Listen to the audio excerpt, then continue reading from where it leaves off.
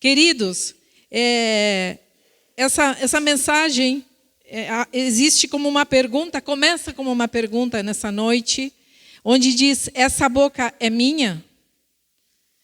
E realmente será nossa a nossa boca? Será que nossa boca realmente é nossa? É uma pergunta que a gente precisa se saber. Precisamos saber e entender isso. Tu sabes se a tua boca é realmente tua? Porque se tu sabes se a tua boca é tua, tu entenderás o que tem dentro dela. Tu sabes bem o que tem dentro dela. E alguns vão dizer: pastora, é óbvio, né? Dente, língua. Não, eu estou falando da boca espiritual. O que há dentro da nossa boca espiritual. Temos a certeza do que comportamos dentro da nossa boca? Será que realmente estamos cientes daquilo que nós carregamos dentro de nós? A palavra está em Tiago 3:1. Capítulo 13, versículo 1. E Tiago, ele explana assim, bem abundantemente sobre a questão das palavras, do poder que tem a nossa boca, do poder que tem a nossa língua quando nós proferimos uma palavra. E Tiago diz assim, capítulo 3, e versículo 1 diz assim: meus irmãos, não sejam muito de vocês mestres, pois vocês sabem que nós, os que ensinamos, seremos julgados com maior rigor. Todos tropeçamos de muitas maneiras. Se alguém não tropeça no falar, tal homem é perfeito, sendo também capaz de dominar todo o seu corpo, diz Tiago. Quando colocamos freio na boca dos cavalos para que eles nos obedeçam, podemos controlar o animal todo. Tiago segue dizendo. E ele continua falando: tomem também como exemplo os navios, embora sejam tão grandes e impelidos por fortes ventos, são dirigidos por um leme muito pequeno, conforme a vontade do piloto. Semelhantemente, a língua é um pequeno órgão do corpo, mas se vangloria de grandes coisas. Vejam como um grande bosque é incendiado por uma simples fagulha. Assim também a língua é um fogo e um mundo de iniquidade. Colocada entre os membros do nosso corpo, contamina a pessoa por inteiro. Incendeia todo o curso da sua vida, sendo ela mesma incendiada pelo inferno. Olha só que palavras duras. Língua, porém, ninguém consegue domar. É um mal incontrolável, cheio de veneno mortífero. Nossa, que palavras duras, né? Está na sua Bíblia. E ainda o próprio Jesus, em Mateus 12, 34, para completar isto que Tiago está falando, o próprio Jesus diz assim: pois a boca fala, e isso é bem conhecido, né? Do que o coração está cheio. A boca fala do que o coração está cheio. São palavras duras, mas reais. Então eu faço de novo essa pergunta: será que a nossa boca é realmente nossa? Nós temos esse domínio que Tiago nos diz aqui? Porque se a gente não tiver esse domínio, esse controle, nós seremos capazes de começar grandes incêndios através de uma única palavra. E aí vem a outra pergunta: o que sai do nosso coração? Porque diz que se a nossa boca fala do que o nosso coração está cheio, então a outra pergunta que nós deveríamos de nos fazer nessa noite é: como está o nosso coração? Cheio do que está o nosso coração? Porque com a nossa boca, com as nossas palavras simples, nós podemos gerar amigos ou inimigos. Uma palavra só. Com a nossa língua, com a nossa boca, nossas palavras, nós podemos construir ou destruir. Nós podemos falar a verdade ou falar a mentira. Nós podemos gerar um ambiente de esperança ou gerar o caos onde nós estivemos. Com a nossa língua, nós podemos reconstruir a autoimagem de alguém ou acabar com uma pessoa. Uma simples palavra. Tal é o poder que tem a nossa palavra, a nossa boca, a nossa língua. Então, Tiago, quando escreve isso, ele está escrevendo exatamente sobre isso que nós terminamos de falar. O poder que tem as nossas palavras. E que nessa noite nós possamos sair desse lugar cientes do poder que nós temos quando falamos. Porque eu gostaria que nós lembrássemos, para entender o poder que tem as palavras, lembrássemos pelo menos de 2 episódios em toda a nossa vida, e eu acho que não vai ser difícil vocês lembrarem nessa noite. 2 episódios só, eu quero que vocês lembrem. Um só episódio, na nossa memória infantil de crianças, onde nós recebemos uma palavra muito positiva, que nos... Estou falando lá na nossa infância, nossa adolescência, em algum momento, puxa bem para trás. Porque tem episódios que nos marcaram de palavras que nos falaram como muito positivas. Mas também eu quero que nós nos lembremos de outro episódio, onde nós fomos tremendamente atingidos por uma palavra negativa. E que nos marcou para o resto da nossa vida. Eu não sei se vocês lembraram nesse momento, enquanto tão rapidamente, mas eu posso falar, enquanto vocês pensam aí, eu falo de 2 episódios que eu vivi quando era criança. Eu me lembro que, positivamente, eu recebi logo quando tinha 6, 7 anos de idade, e minha mãe tinha algo que eu não sei, até o dia de hoje eu não entendo, né? Ela adorava nos botar para cantar na igreja. Então, a gente não nos perguntava se a gente queria. Ela disse, vamos cantar na igreja. E a gente já ia todos os filhos atrás, né? E ela não se contentava com ela. Tocava acordeão, né? Até agora tocam, né? Toca o acordeão. E então ela pegava o acordeãozinho dela, culto de domingo, gente, né? Eu, envergonhada até as manivelas, sempre foi muito tímida. Minha mãe, ela simplesmente pegava uma cadeirinha, botava um púlpito como esse, botava uma cadeirinha aqui atrás. Não, ela não ficava contente só da gente cantar atrás do púlpito, não. Imagina cantar atrás do púlpito, uma criança ficava escondida. Não, ela queria nos colocar lá em cima para todo mundo enxergar. Mãe, né? Coruja, queria mostrar os filhos que tinha, né? Então, eu como era a mais velha, imagina quem passou primeiro pelo fogo, né? Eu.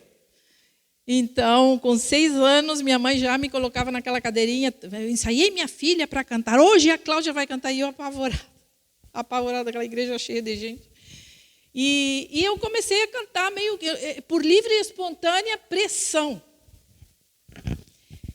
E eu me lembro que na 2ª ou 3ª vez que eu cantei, alguém chegou e me disse assim, guria, tu tem um bom ouvido. Muito bom. Tu entoa muito bem, olha, tu vai te dar muito bem com a música. Uma palavra positiva que me marcou, porque até ali eram palavras da minha mãe que sempre a gente dizia, que vai ser, imagina, né?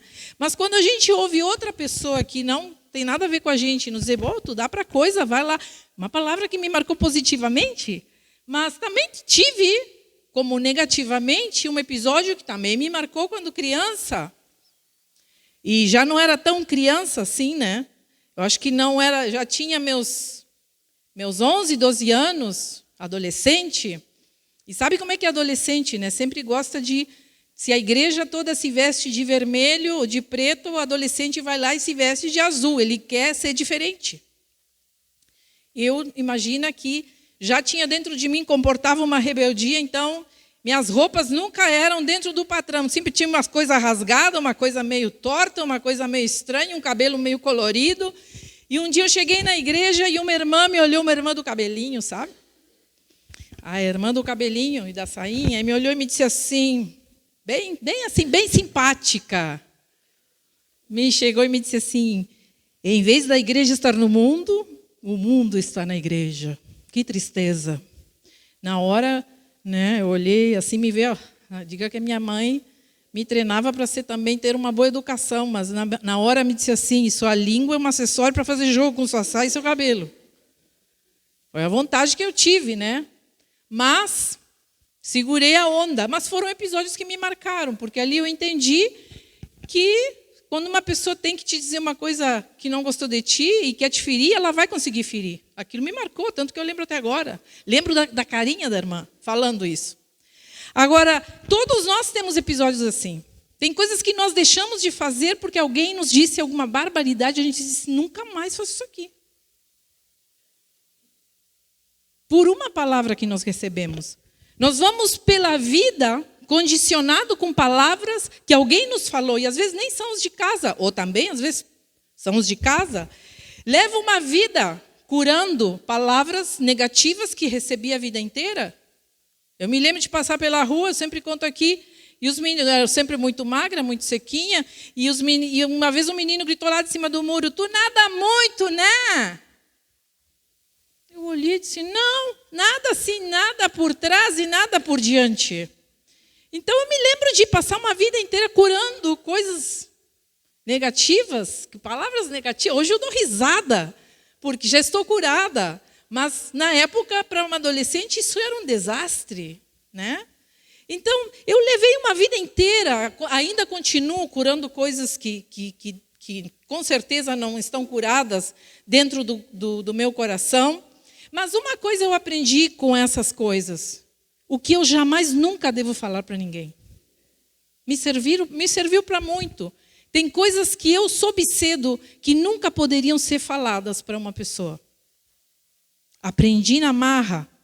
Não precisei me converter para entender que uma palavra negativa tinha um peso de morte para outra pessoa. Porque a partir daquela palavra, eu me lembro de um verão, né, lá na cidade de Ribeira, 38 graus, 40 graus, e eu botava 4 calças por baixo da calça. Porque eu precisava aparentar estar mais cheinha.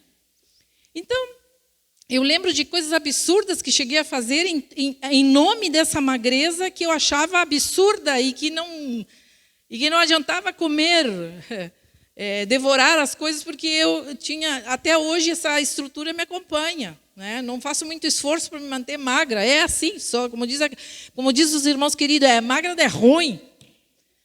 Porque esse é meu metabolismo. Hoje em dia eu já vejo como algo bom. Mas para quem já foi adolescente muito magro, sabe, né, que é difícil. Agora, eu entendo que se vou comentar alguma coisa hoje em dia sobre alguma pessoa, sobre alguma coisa que eu acho que eu devo comentar, então eu penso 2 vezes, vai ser de edificação? Vai ser de edificação ou para acabar com a vida de uma pessoa? Porque eu preciso pensar isso quando vou falar alguma coisa para alguém. E isso não significa que nós vamos ser sérios o tempo todo. Né? Não significa que nós não vamos brincar. Ai, cuidado, porque tem gente que passa por um extremo, aqueles religiosos. Ai, não podemos ficar rindo. Não, isso não... Sabe, não se trata disso também. Tem horas que nós vamos fazer a brincadeira, tem horas que nós vamos brincar. Tem horas que nós vamos rir. Não significa que nós vamos estar sérios o tempo todo e daquela postura de sobriedade, de controle absoluto. Às vezes vamos falar alguma bobagem mesmo e depois, o que eu falei? Meu Deus do céu, eu tinha que ter ficado quieto.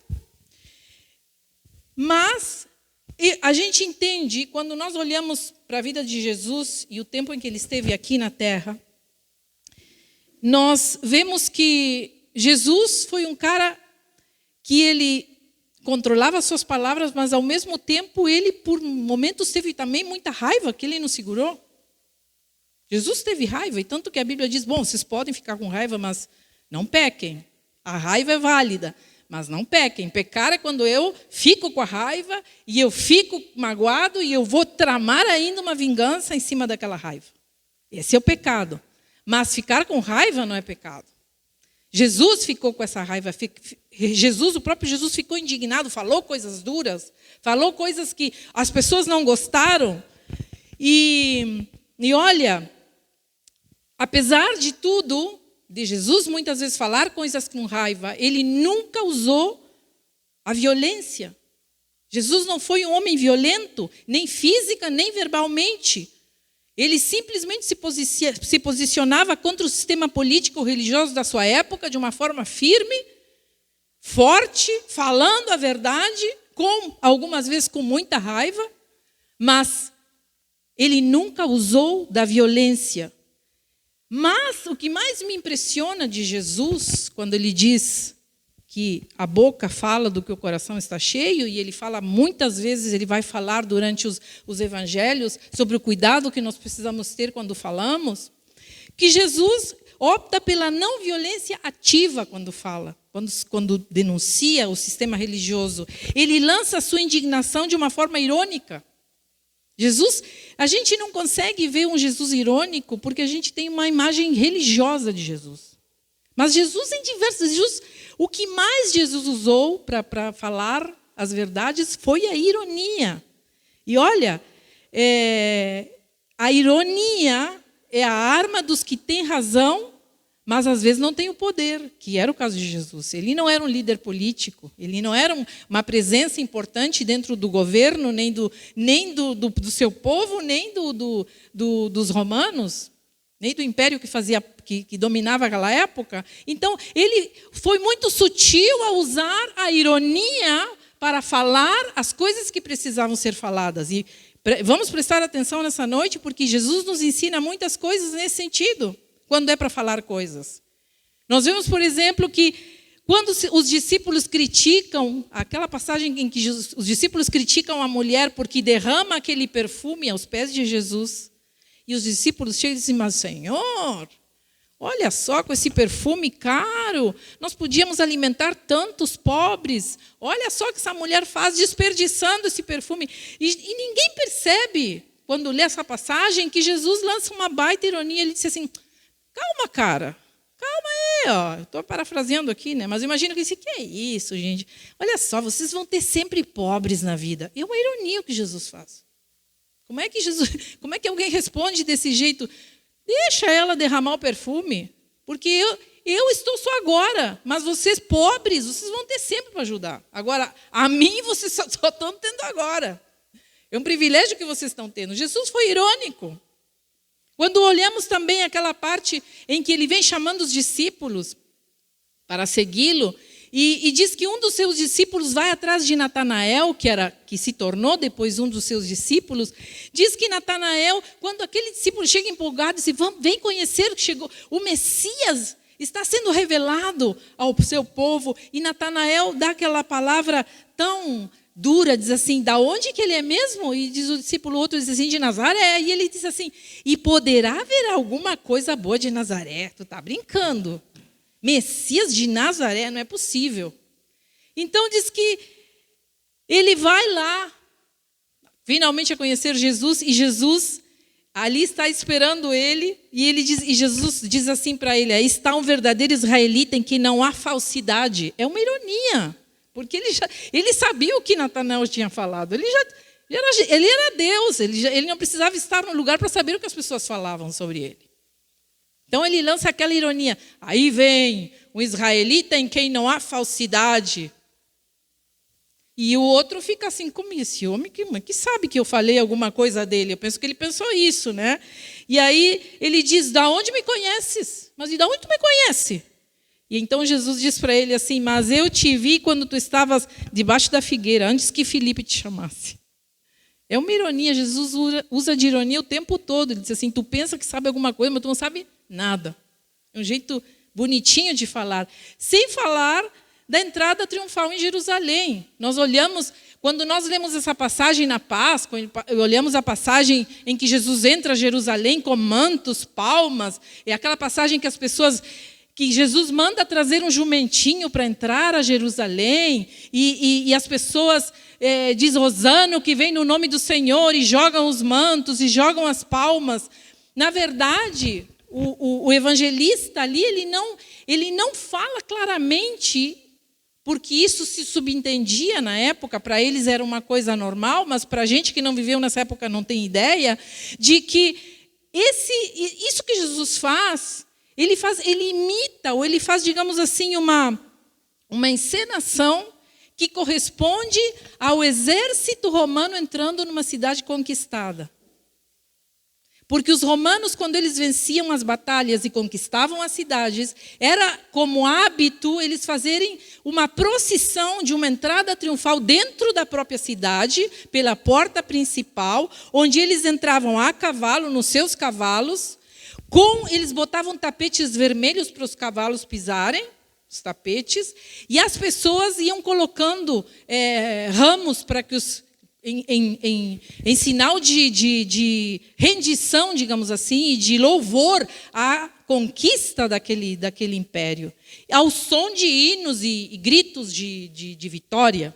Era assim que o Império Romano e que os militares entravam nesses 4 elementos: cavalos, tapetes, palmas e gritos de vitória. Jesus, então, quando entra a Jerusalém, ele marca um território, só que ele faz uma ironia. Ele diz, bom, eu vou mostrar que esse território está sendo conquistado, o reino está sendo estabelecido. É outro reino que nós estamos falando.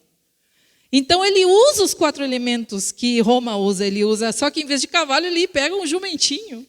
É irônico. É extremamente irônico, porque Jesus poderia pegar um cavalo. Claro que poderia. Mas ele usa um jumento querendo dizer, cara, vocês entram em cavalos, mas vocês não têm ideia de que isso não significa nada. Isso é estúpido, isso é idiota.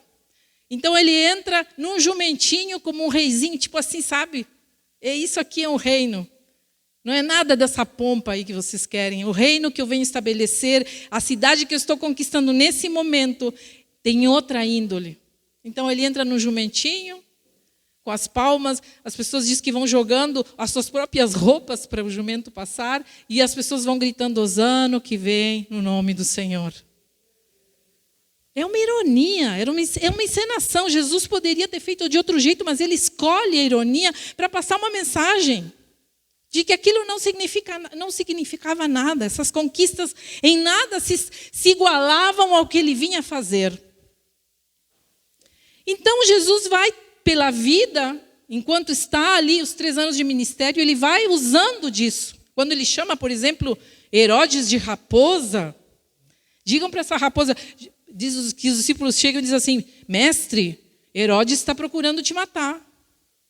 E ele diz assim, eu imagino Jesus dizendo, vão lá, digam àquela raposa que eu não tenho tempo para eles. Não tenho tempo, não tenho tempo agora para dar atenção para ele. Porque hoje estou curando enfermos e doentes e amanhã ainda estarei trabalhando. Então eu não tenho tempo a perder com ele. Sabe, Jesus é muito forte, muito direto quando se trata de palavras. Ele não, ao mesmo tempo, se nós olhamos do jeito que ele falava, não era um jeito violento. Ele não era um cara agressivo, mas ele mandava a mensagem certa, na hora certa. Ele sabia como se posicionar diante de cada episódio. Nós, muitas vezes, somos irônicos.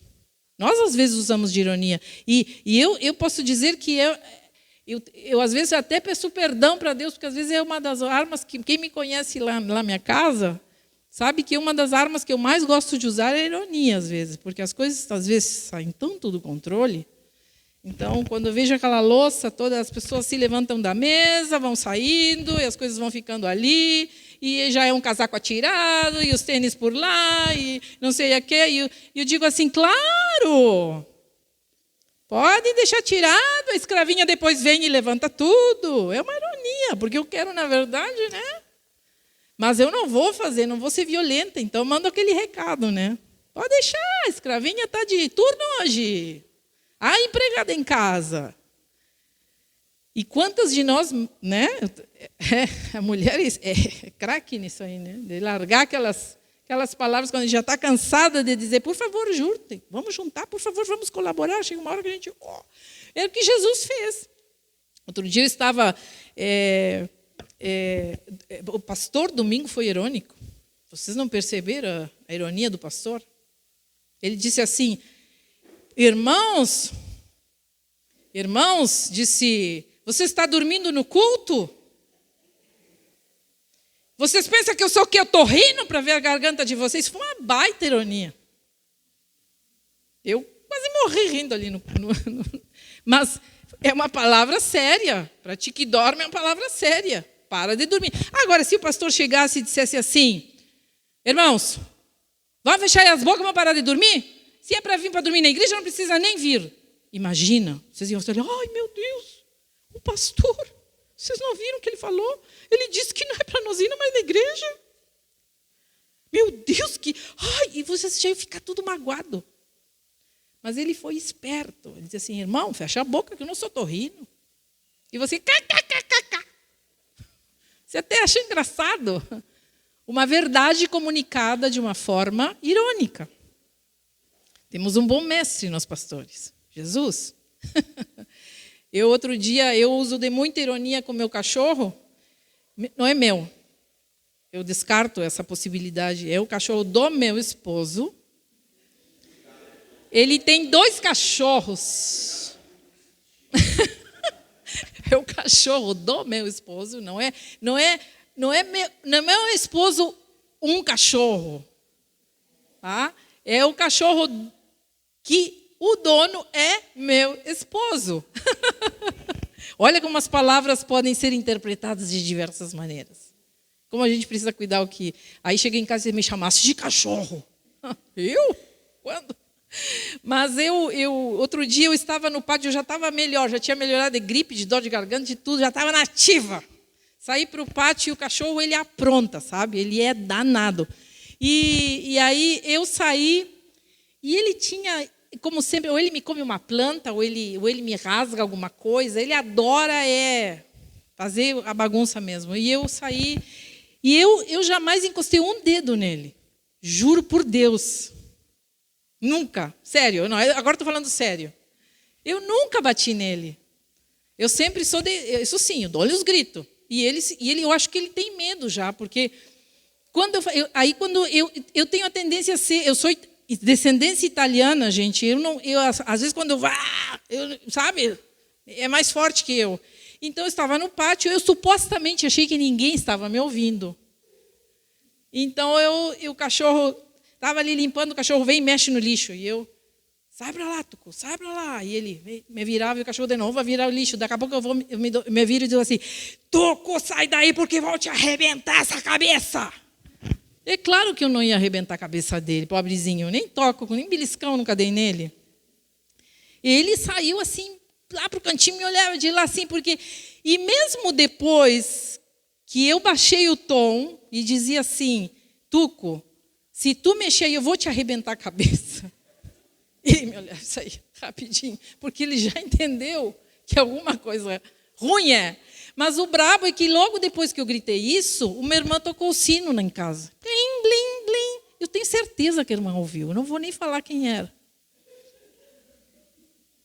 E eu disse, meu Deus do céu, a irmã que vai pensar que eu realmente arrebento a cabeça do cachorro. Mas eu não faço, gente. Mas eu tenho essa coisa, sabe? Eu gosto desses dramas. Eu apelo para esses dramas para ver se o cachorro tem uma resposta, né? Se ele entra, e realmente, eu saio no pátio e quando eu só falo cabeça, ele já se esconde. Para o outro, já pequeno, não é cabeça, é banho. Tu diz, banho! E ele, sai correndo. Então, tem estratégias, nós precisamos usar estratégias, até os animais precisam ter estratégias. O pequeno, tu diz, olha o banho, e ele, se esconde, sai bem fininho, fininho. E a do meio, que é a outra, porque são 3, tu diz, olha a água, pronto, acabou a cadela. Entenderam? Nós precisamos muitas vezes estratégias. Às vezes com as crianças nós precisamos muito disso. Tem momentos que nós precisamos ser inteligentes e saber como nós vamos fazer. Mas a ironia é uma palavra dura com anestesia. É uma palavra dura, mas ela tem uma anestesia, né? Então, a ironia ela não dói tanto quanto uma palavra dura mesmo. Ela tem um efeito de acordar. Vamos acordar, gente, mas não é uma coisa que nós estamos agredindo as pessoas com essa ironia, né? E o que a Bíblia nos diz quando nos fala desse jeito que nós precisamos nos comunicar com as pessoas e falar, a Bíblia, na verdade, está dizendo que nós precisamos observar a intenção com a qual falamos as coisas. Por isso que eu estou falando desses exemplos. Porque tudo tem a ver com intenção.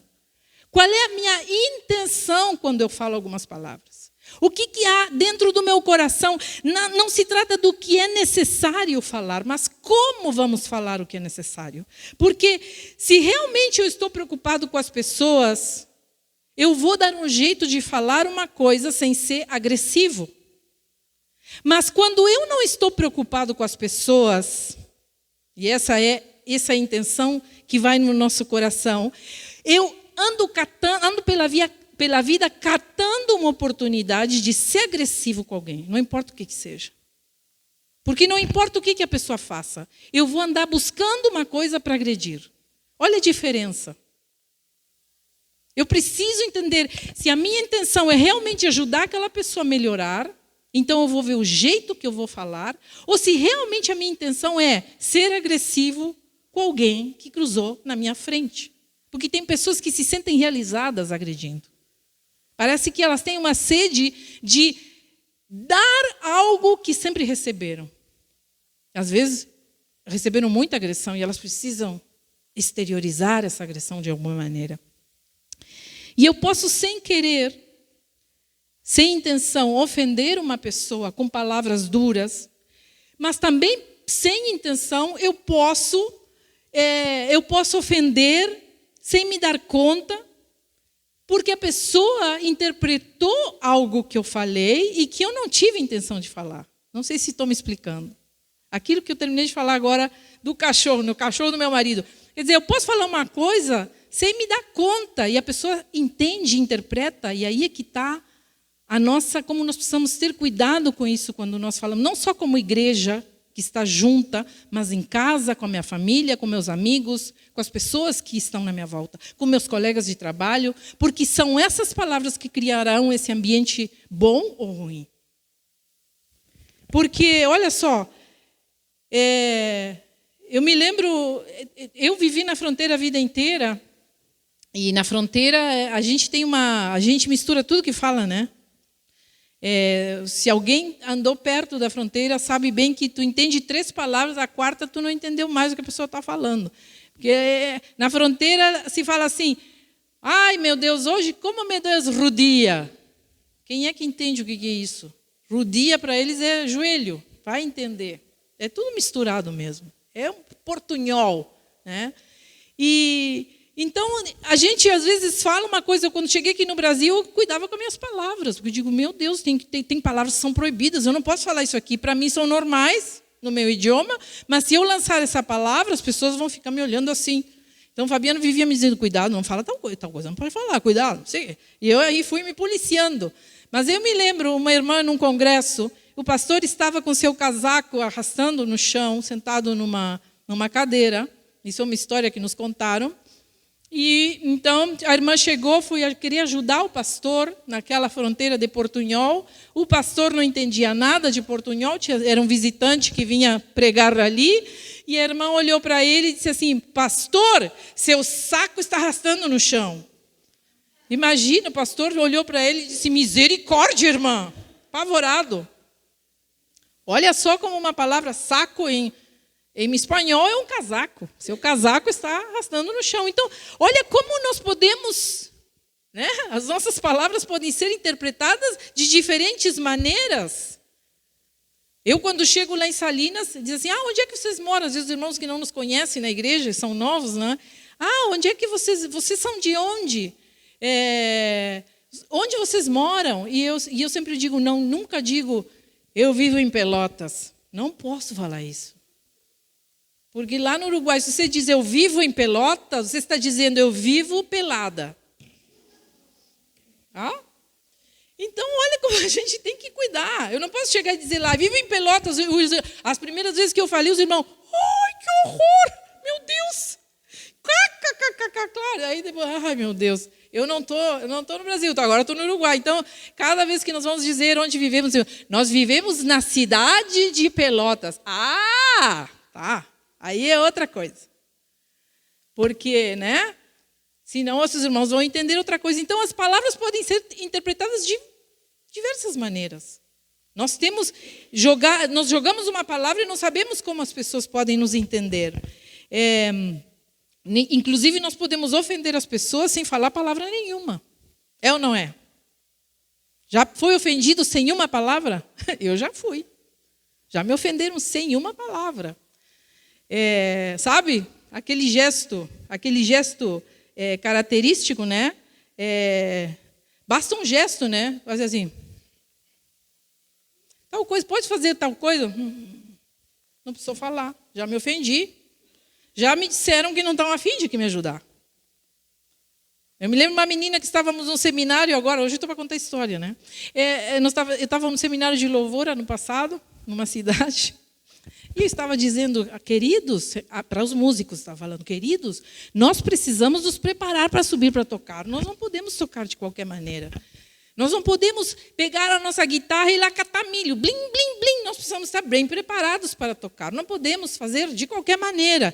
E eu digo, eu espero que aqui não haja músicos que sobem lá em cima para catar milho. Eu quis fazer uma brincadeira, né? E um dos irmãos ficou bem sério assim, né? Paradinho. E aí eu digo assim, vocês conhecem pessoas que sobem lá aqui em cima para catar milho? Eu quis seguir na brincadeira, porque eu digo, não queria ofender. E aí a menina que estava atrás era a filha e o pai. E a menina foi e só fez assim, ó. Um gesto só me comunicou que o pai subia para catar milho. E o pai ficou bem serinho, né? Na hora eu me fiz de louca, né? Digo assim, tá. Digo, bom, nós precisamos mudar isso. Tentei, né? Levar, mas a menina bem serinha, um gesto. Já se entende o que... Outro dia fui em um velório, aí éramos 10 no máximo. Aí a esposa do homem que tinha perdido seu pai quis me apresentar a cuidadora do senhor que tinha falecido, e a cuidadora era cristã. E eu logo vi que era porque tinha o cabelão aqui. E então, a menina que estava ali, que era parente, foi e me disse, vem aqui, fulana, vou te apresentar a pastora, que é a esposa do pastor Fabiano, do Fabiano, diz, vou te apresentar, a Cláudia, disse. E ela me olhou assim, e eu fui, né, de boas, quis abraçar. Ele disse, ela é cristã, pastor. E digo, que bom. Quando eu fiz assim, ela me estendeu e disse, a paz do Senhor. Me olhou assim, né? Primeiro ela me fez um raio-x, assim, tipo, que roupa, que cabelo, que é isso? E então ela me disse, a paz do Senhor. E você virou. E eu fiquei pensando, se isso é a paz, o que não será guerra, meu Deus? Mas não quero nem saber se isso é a paz que ela lembra do Senhor. Jesus amado, Deus me livre. Então, a gente vai pela vida se topando com pessoas assim, que não precisam falar muito para a gente entender que são agressivas. Nossas palavras e nossos gestos têm poder e nosso coração precisa estar com boas intenções. Qual é a nossa intenção quando nós falamos? Podemos brincar? Claro que sim, mas como vamos brincar? Sempre digo, ria de si mesmo. Quer brincar? Comece a rir de si mesmo. É a melhor maneira de brincar, né? Vamos rir de nós mesmos. Eu sou craque em rir de mim mesmo. Eu gosto, e a primeira coisa que eu faço é rir de mim mesmo antes de rir dos outros. Porque tem gente que adora se juntar para rir dos outros. Já sabe disso? Aliás, eu conheço pessoas que evitam algumas reuniões porque sabem que vai ser só deboche dos outros. E você vai ser o alvo daquele deboche. Então, quando vamos fazer nossas reuniões, pensemos em rir primeiro de nós mesmos. Primeiro vamos rir de nós mesmos. Olha, não existe nada mais curador do que rir de si mesmo. Uma vez eu estava pregando aqui, por muito tempo, eu perdi esse dente aqui do lado, quando era criança ainda, e por muito tempo eu tinha um pivô, que com o tempo ele foi desgastando e caindo. Então, toda vez, eu não tinha dinheiro para ir ainda. Quando fui lá no dentista, vai custar não sei quanto. Eu disse, nem pensava, vai, Super Bonder, tac. Então, por muito tempo, caiu o dente Super Bonder, pum. Um dia estava pregando, não sei, eu fiquei empolgada, meu dente, plaft, voou longe. Na hora, irmãos queridos, tu tá rindo, né? Tu achou engraçado, não era teu dente? Mas pensem na situação, irmãos. O dente é bem aqui, tá? Se eu sorria, ou se eu falo muito assim, ele ia aparecer aquele buraco. Na hora eu disse assim, irmãos, vamos orar, em nome de Jesus, fechar os nossos olhos, vamos orar. Enquanto os irmãos, Senhor, aleluia, glória ao Senhor, eu catava meu dente no chão. Claro, porque imagina eu chegar e dizer assim, irmãos, caiu meu dente. Ia dizer assim, irmãos, caiu meu dente. Por favor, só um pouquinho, eu vou buscar. Tem coisas que nós precisamos ser, né, rápidos com as nossas palavras. Porque eu sei que a igreja inteira ia rir que nem vocês estão rindo agora. Então era mais fácil e mais rápido. Irmão, vamos orar. fecha o olho. Era importante fechar o olho. Quando cheguei em casa, a minha filha disse, mãe, por que tu fez aquela oração no meio? Eu não entendi nada. Eu disse, mas me caiu o dente, guria. Tive que catar o dente e de novo, né? E pregar conforme a misericórdia do Senhor, não cair de novo. Até que, graças a Deus, uns 2 anos atrás, fui lá e botei a prótese e não caiu. Aqui está o dente. Está firme agora. Mas meu esposo ficava preocupado. Disse, uma hora tu vai engolir esse dente, guria. Vai lá, logo botar esse dente. Mas nós precisamos ser rápidos. Porque, às vezes, uma palavra estragaria toda a minha pregação se eu parasse para dizer que meu dente tinha caído. Ai, meu dente caiu. Calma, tem horas que nós precisamos ser, sabe, astutos. Jesus usou muito disso. Ainda bem que na época de Jesus os dentes não caíam, né? As pessoas tinham os dentes tudo bonitinho. Mas nós precisamos rir. Claro, quando eu cheguei ali em casa, foi uma risada só. Todos riam de mim e eu era a primeira que ria, né? Imagina, kkk, virou piada, né? Já quando eu ia pregar, já me falavam, tá firme o dente? Sim, tá. Hoje ele está bem fortinho. Mas nós precisamos rir de nós mesmos.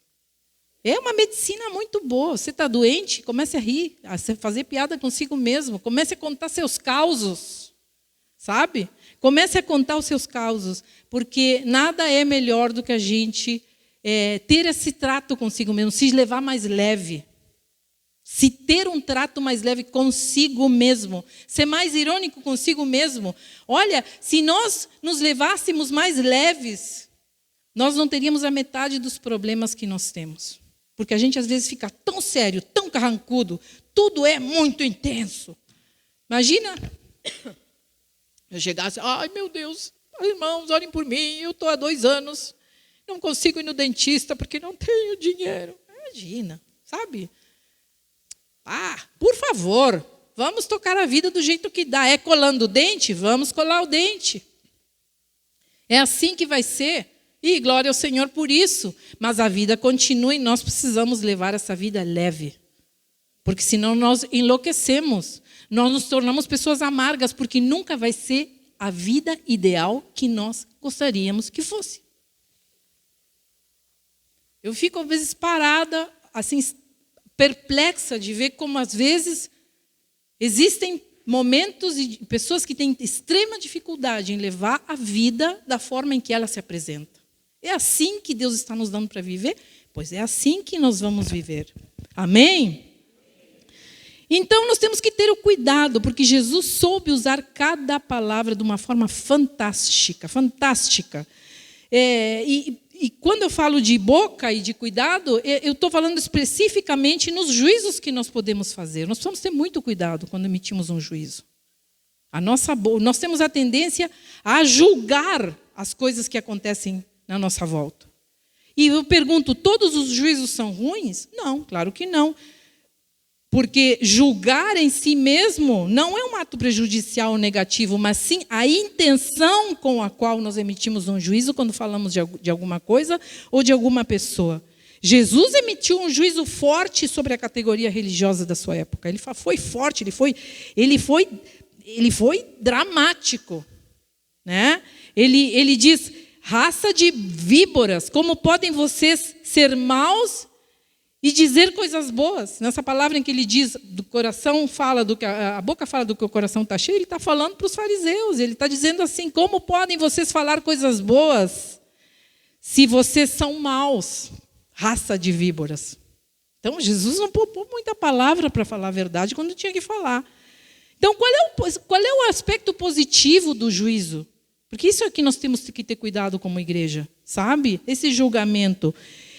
O juízo é bom quando eu uso ele para lançar um olhar sobre mim mesmo, uma autocrítica.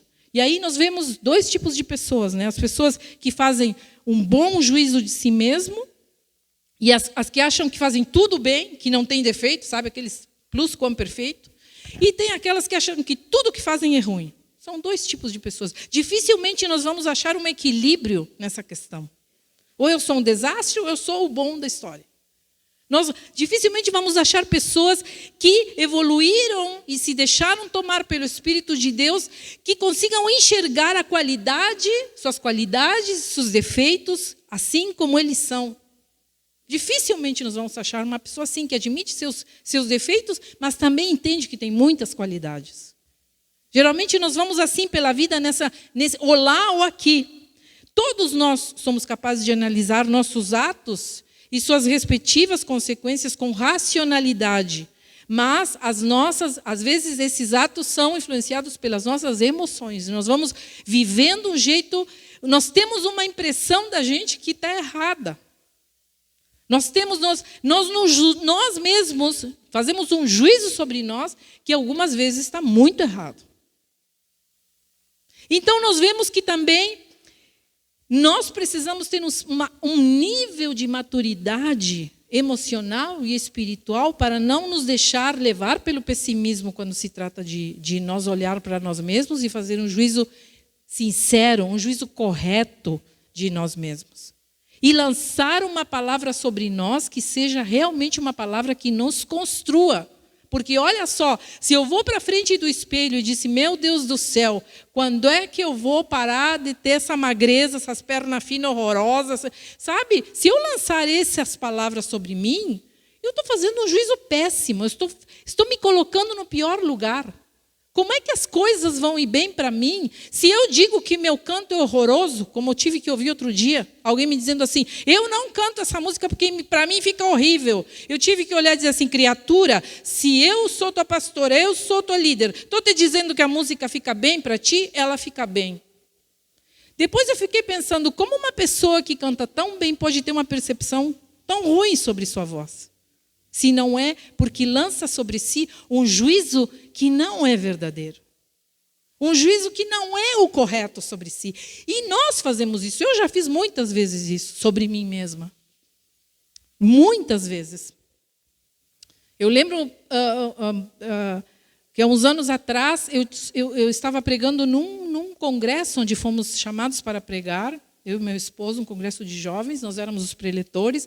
Era um congresso onde tinha muitos jovens, numa outra igreja, numa outra denominação, onde as pessoas não nos conheciam muito, e naquela época, eu estava no ápice de estresse, estava num ponto assim de estresse total, com muitos problemas para resolver.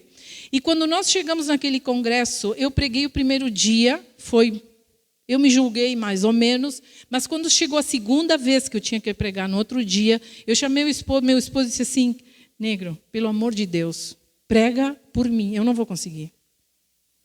E ele disse, mas por quê? Eu disse, porque eu estava pregando ontem e eu fiquei em branco, não me lembrei mais do que eu tinha que falar. Eu tive que encerrar a pregação, porque eu não me lembrei mais do que eu tinha que falar para as pessoas.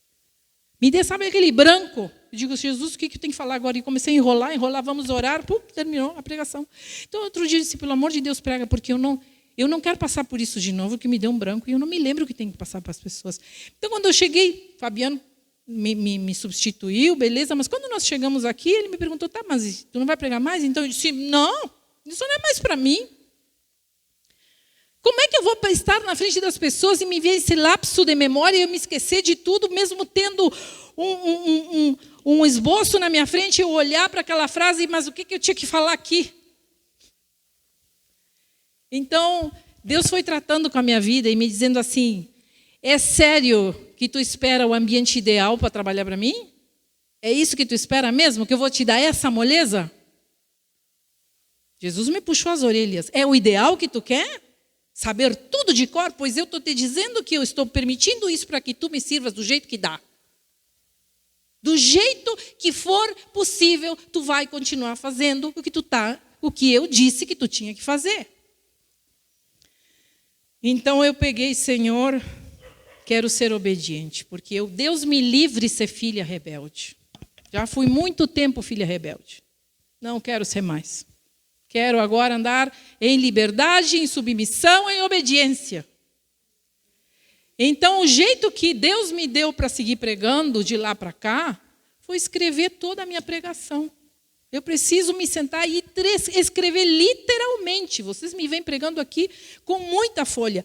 Então, uma vez chegou uma irmãzinha e me disse assim, ai, que bom, né? Ai, eu gosto do pastor pregando porque ele não lê nunca, né?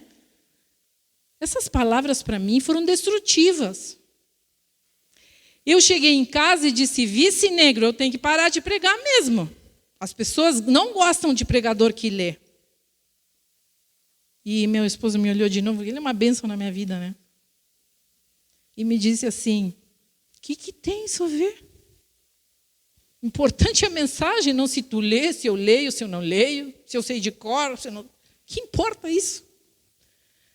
Então eu disse, Senhor, eu vou seguir fazendo do jeito que dá. Até o dia de hoje, eu não me animo a sair fora do meu esboço. Não é esboço, é pregação escrita. Mas eu digo assim, estou aqui fazendo a vontade de Deus até o final da minha vida. Do jeito que for. Não é o ideal. Não é o que eu queria. Mas eu lancei uma palavra sobre mim. E disse, Senhor, não sou eu o destaque. Eu não sou o destaque na minha vida. Eu não sou o destaque no meu ministério. É tu o destaque. E se tu és o destaque, eu vou fazer do jeito que dá para mim fazer. Você entendeu isso, irmão?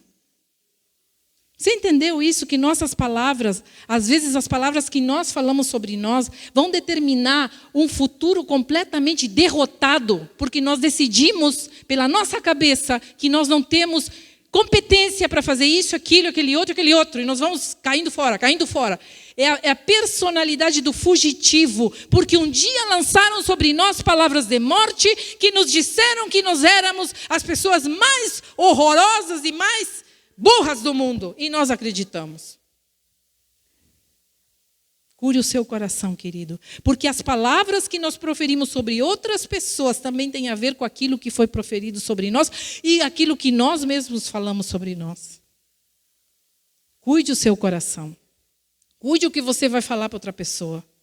Porque no momento em que eu interpreto que eu não sou capaz, eu também vou apontando para os outros as suas incapacidades. É automático.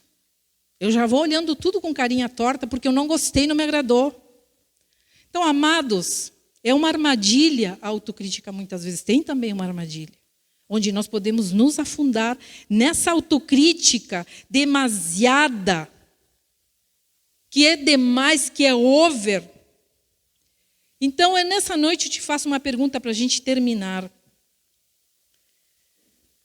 Qual voz interna nós vamos escutar a partir de hoje?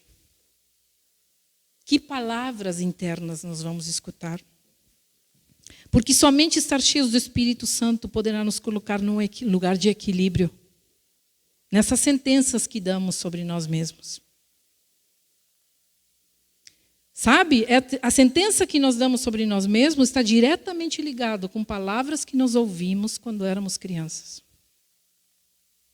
Burro, incapaz, inútil, mentiroso, traiçoeiro. O que ouvimos quando éramos crianças? Não fazes mais que obrigação? Nenhuma palavra de elogio? E eu vou dizer que isso nos fez fortes de alguma maneira, né? Não se sinta também a pior pessoa do mundo. Ai, meu Deus, e agora? Não, para, deu. Levanta a tua cabeça e começa a proferir palavras de vida sobre ti. Porque aquilo que nós proferimos sobre nós se materializa, irmãos. Vai tomando forma. Nós vamos construindo a nossa vida a partir de palavras que nós dizemos sobre nós. Em nome de Jesus. Sabe, estamos doentes, nós precisamos proferir a palavra.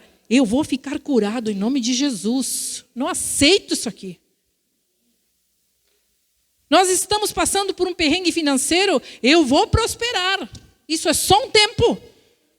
Eu decreto isso sobre a minha vida, eu falo que eu vou sair dessa. Porque então a realidade começa a tomar forma. Eu estou vivendo uma vida infeliz, pois eu vou começar a viver a minha vida de um outro jeito. Eu quero ser a pessoa mais feliz do mundo, e eu vou ser. São os decretos que nós lançamos sobre nós, as nossas palavras.